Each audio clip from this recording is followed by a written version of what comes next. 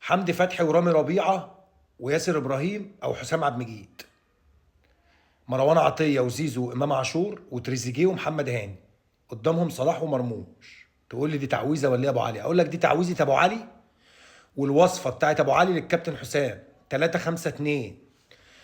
تقول لي 3-5-2، اقول لك منتخب مصر يلعب ب 3-5-2 ياخد بطوله افريقيا بكل اريحيه.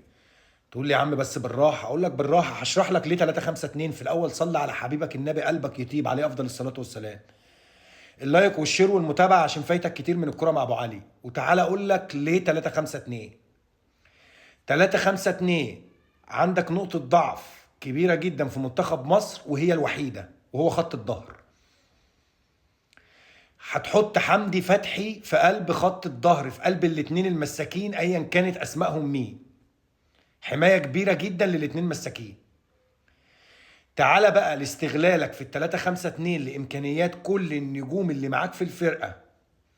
امام عاشور في الملعب، زيزو في الملعب، محمد صلاح في الملعب، مرموش في الملعب، تريزيجيه في الملعب.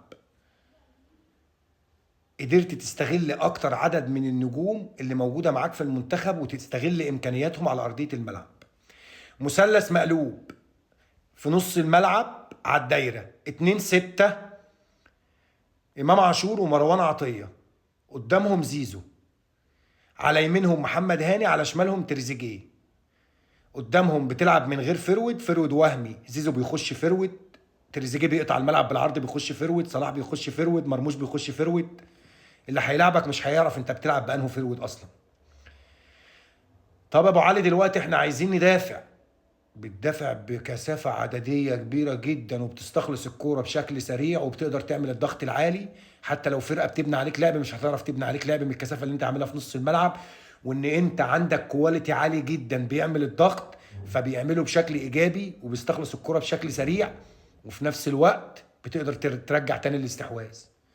صعب جدا فرقه تاخد منك الاستحواذ في الطريقه والشكل والتشكيل اللي انا بقول لك عليه، لان الكواليتي اللي معاك عالي جدا. عنده الامكانيه على الاستلام تحت ضغط، عنده الاستحواذ، عنده الواحد على واحد، عندك اكتر من لعيب مهاري في الملعب. انسى ان حد ياخد منك الاستحواذ. طب بنلعبوا فرقه متكتله قدامنا وبتدافع، مفيش مشكله، ما عندكش اي مشكله.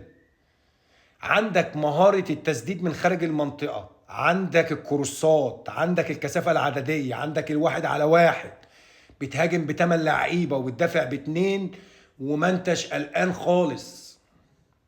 طب فرقه ضغطتنا واخدت مننا الاستحواذ ومنتخب قوي بيهاجمنا بشكل كبير، ما عندكش مشكله خالص.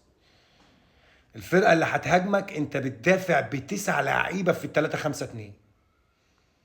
محمد هاني بيرجع، تريزيجيه بيرجع، امام عاشور ومروان عطيه ستاره قدام الثلاثه المساكين، وبيضغط ضغط عالي ب3 صلاح ومرموش، وفي وسطهم زيزو. عايز تهاجم حدث ولا حرج، عايز تدافع الله اكبر. حميد خط الظهر نقطه ضعفك، اخدت الاستحواذ، عايز تطبق الضغط العالي، كل حاجه في ال3-5-2.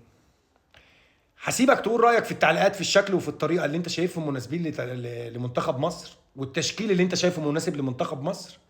بس انا حبيت اقول لك القنبله بتاعت ابو علي ال3-5-2، استغلال كل النجوم، تدافع، بتدافع ب9 لعيبه ومطمن وبتستخلص الكره بسرعه وبتعمل ضغط عالي. تهاجم بتعمل ضغط عالي، عندك المهاره، لو في حد عامل قدامك تكتل عندك المهاره في التسديد، الكروسات، المهاره الفرديه بتاعت اللعيبه، الواحد على واحد. لعبت كل النجوم، استغليت كل الامكانيات اللي عندك في الفرقه. مرموش في الملعب، زيزو في الملعب، محمد صلاح في الملعب، تريزيجيه في الملعب، امام عاشور في الملعب، وفي نفس الوقت معاك دكه من نار.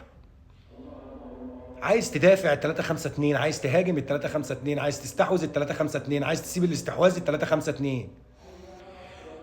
اقسم لكم بالله ال3-5-2 دي مع امكانيات اللعيبه والغزاره اللي موجوده من اللعيبه المهاريه الممتازه في وسط الميدان، الكابتن حسام يكسر الدنيا في بطوله افريقيا. قولوا لي رايكم في التعليقات، وما تنسوش اللايك والمتابعه والشير عشان فايتكم كتير من الكره مع ابو علي.